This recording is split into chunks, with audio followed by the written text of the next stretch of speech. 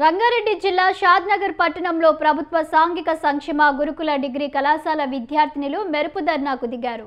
Principal అక్రమాలు వేధింపులపై గలమెత్తి పట్టణంలోని చౌరస్తాలో ఆందోళన చేపట్టారు.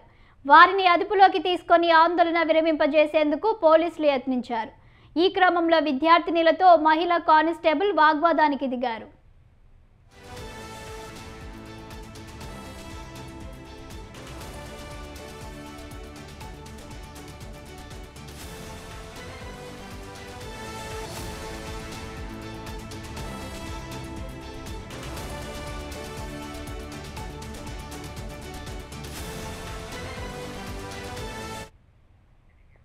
అదే సమయంలో ఓ విద్యార్థినిపై ఆమె చేయి చేసుకోవడంతో మిగతా విద్యార్థినులు ఆగ్రహానికి గురై మహిళా కానిస్టేబుల్పై తిరగబడ్డారు. ఆమెపై దాడి చేశారు.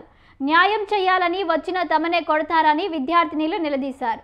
ఈ ఘటనతో అక్కడున్న వారంతా నిశ్చేష్టులయ్యారు.